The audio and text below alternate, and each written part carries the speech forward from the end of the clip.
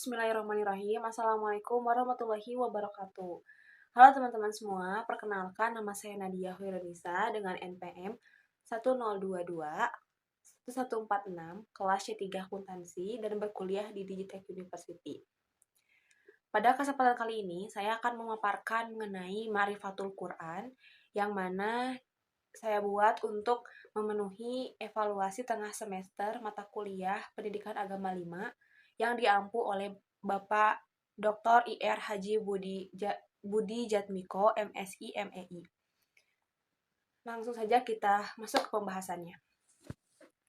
Pertama-tama, saya akan menjelaskan terlebih dahulu mengenai peta konsep dari pembahasan kali ini. Yang pertama adalah Ta'rifatul Quran, satu, dan yang kedua.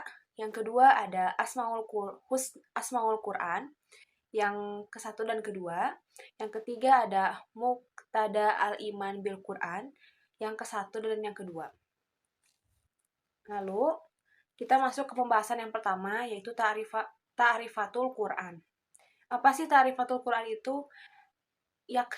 Ta'rifatul Quran itu yakni mengenal Al-Quran atau sebuah langkah awal kita untuk berinteraksi dengan Al-Quran lebih intens lagi gitu. Yang mana Al-Quran merupakan kitab suci umat Islam yang diturunkan Allah Subhanahu wa Ta'ala kepada Nabi kita, yaitu Nabi Muhammad Shallallahu Alaihi Wasallam.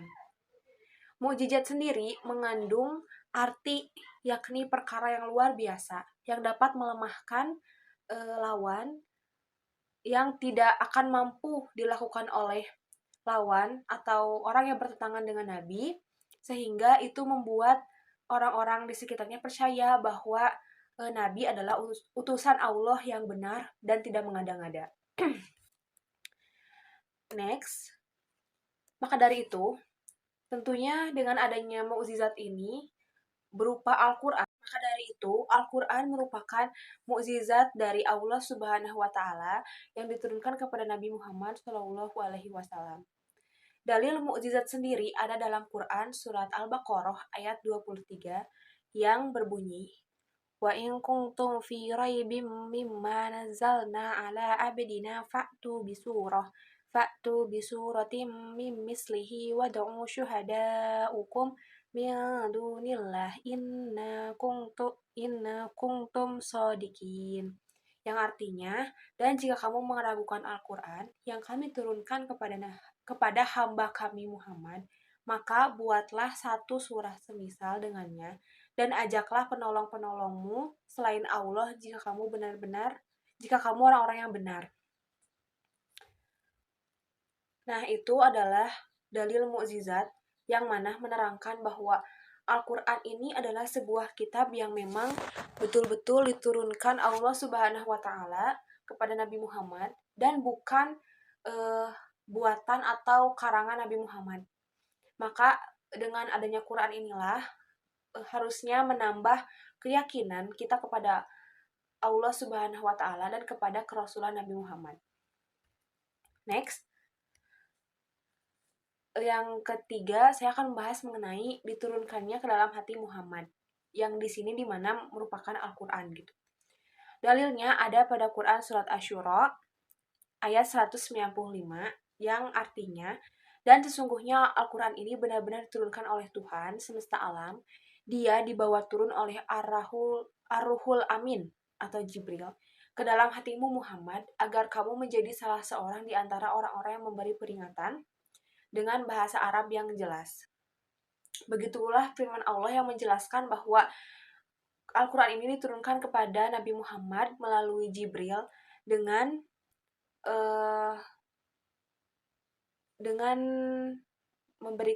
tujuan untuk memberikan peringatan kepada seluruh umat manusia. Dan saya akan membahas mengenai pembahasan atau materi kedua, yakni Ta'riful Quran yang kedua. Ada beberapa pokok pembahasan. Yang pertama, Al-Quran diturunkan secara mutawatir sehingga terpelihara aslahnya, yang disebut dengan al-manqulu bitawaturi, atau Al-Quran ini diturunkan dan dipelihara oleh Allah Subhanahu wa Ta'ala. Artinya, Al-Quran ditulis dalam mushaf-mushaf dan disampaikan kepada kita semua secara mutawatir atau diriwayatkan kepada banyak orang, yakni sahabat-sahabat Nabi yang menghafal Quran dari Nabi langsung, sehingga terpelihara keasliannya hingga saat ini dan hingga hari kiamat nanti. Sesuai dengan firman Allah yang yakni inna nahnu nazzalna dzikra wa inna lahu lahafizun, yang artinya sesungguhnya kamilah yang menurunkan Al-Qur'an dan pasti kami pula lah yang memeliharanya. Nah, yang kedua, membaca Al-Qur'an ini merupakan ibadah yang Allah berikan kepada manusia yang tentunya membacanya. Bukan hanya membacanya, tapi juga tentunya orang-orang yang belajar Al-Quran juga akan diberikan pahala oleh Allah Subhanahu wa Ta'ala. Lalu, membacanya adalah ibadah, merupakan al-muta'abadu bitilawati, sesuai dengan dalil Rasulullah atau hadis Rasulullah yang menyebutkan bahwa yang berbunyi, Ibnu Mas'ud radhiyallahu anhu berkata, Rasulullah shallallahu alaihi wasallam bersabda, barang siapa yang membaca Al-Quran satu huruf dari kitab Allah, maka baginya satu kebaikan. Satu kebaikan itu dibalas dengan 10 kali lipatnya. Aku tidak mengatakan alif lam mim itu satu huruf, tetapi alif itu satu, lam itu satu, dan mim itu satu. Hadis riwayat Tirmizi nomor 2910. Next, kita akan masuk ke pembahasan Asmaul Quran. Asmaul Quran ini membahas mengenai nama-nama Quran gitu, nama-nama lain dari Quran. Ada beberapa nama. Yang pertama ada Alkitab, sesuai dengan Quran surat Al-Baqarah ayat 2. Yang kedua ada disebut dengan nama lainnya petunjuk, yang ada pada Quran surat Al-Baqarah ayat 185. Yang ketiga ada rahmat, pada Quran surat Ali Imran ayat 138. Yang keempat ada cahaya, pada Quran surat Al-Maidah ayat 15. Yang kelima ada ruh, sesuai dengan Quran surat Asy-Syura ayat 52. Selanjutnya ada yang disebut dengan nama lain obat dalam Quran surat Yunus ayat 57. Lalu ada nama lain kebenaran, yang disebut dengan Al-Quran itu adalah kebenaran, dalam Quran surat Al-Baqarah ayat 147. Lalu ada juga nama lainnya penerangan, ada juga nama lainnya pelajaran, berita gembira, dan pengingat.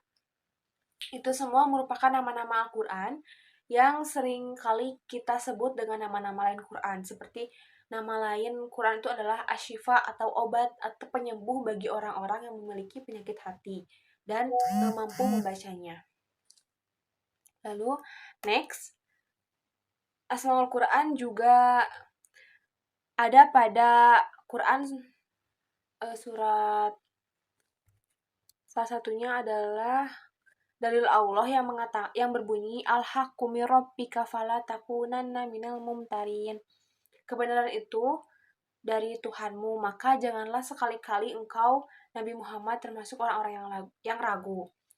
Ini menerangkan bahwa Al-Quran ini memiliki nama lain kebenaran, yang dimana Quran memiliki kebenaran yang mutlak dan tanpa ragu karena diturunkan oleh Allah Subhanahu wa Ta'ala. Next, ke pembahasan selanjutnya ada Asmaul Quran. Yang kedua, pembahasan ini mengenai kitab berita dan kabar tentang kitabun An-Naba'i wal Akhbar. Lalu di dalam Quran terdapat berita-berita tentang kejadian masa lalu maupun kejadian yang akan datang. Dengan Al-Quran ini adalah memiliki nama lain, yaitu kitab pembawa berita dan kabar. Nah, di dalam Quran ini tentunya akan diberitakan beberapa kabar-kabar yang terdahulu maupun yang akan datang. Next, Al-Quran juga merupakan kitab atau hukum dan syariah yang mencangkup beberapa hukum-hukum Allah dan penerapan syariah dalam kehidupan sehari-hari gitu.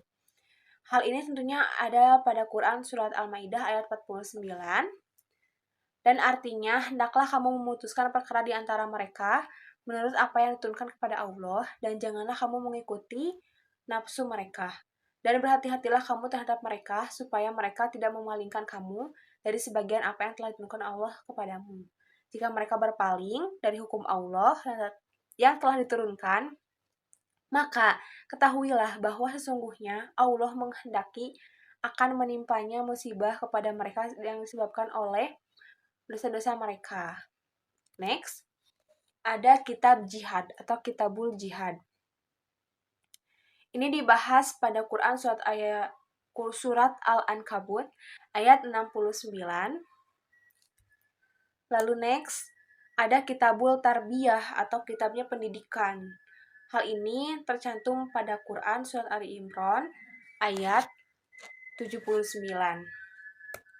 Yang terakhir ada pedoman hidup yang mana tercantum pada Quran surat An-Nahl ayat 89 yang artinya, dan kami turunkan kepadamu Alkitab Al-Quran untuk menjelaskan sebagian segala sesuatu dan petunjuk serta rahmat bagi orang-orang yang berserah diri. Next, kita masuk ke pembahasan yang kelima, ada Muqtada al-Iman bil Quran atau artinya tuntutan iman kepada Al-Quran. Berhubungan erat dengan kita berhubungan dengan Al-Quran seperti tilawah, membaca terjemahnya, memahaminya, menghafalnya, dan tentunya diharapkan bisa menerapkannya pada kehidupan sehari-hari. Yang ketiga ada memahami dan mentadaburi isinya sesuai dengan sabda Allah, sesuai dengan firman Allah pada Quran surat Muhammad ayat 24. Lalu melaksanakan ajaran Al-Quran sesuai dengan Quran surat Al-Isra ayat 106. Dan yang terakhir ada menghafalkan dan memeliharanya. Tentunya kita bisa menghafalkan Al-Quran dan turut memelihara ayat-ayat Allah. Sesuai dengan hadis yang diriwayatkan oleh Tirmizi. Lalu kita masuk ke pembahasan yang keenam, yakni Muqtada al-Iman bil Quran. Yakni sebab-sebab atau akibat kita melupakan Al-Quran. Yang pertama, sesat yang nyata. Yang kedua, sempit dadanya. Yang ketiga, kehidupan yang serba sulit. Yang keempat, penglihatan yang buta. Dan hati yang menjadi keras. Itu mungkin yang dapat saya sampaikan pada presentasi kali ini. Semoga apa yang saya sampaikan dapat bermanfaat bagi semua penonton. Terima kasih. Wassalamualaikum warahmatullahi wabarakatuh.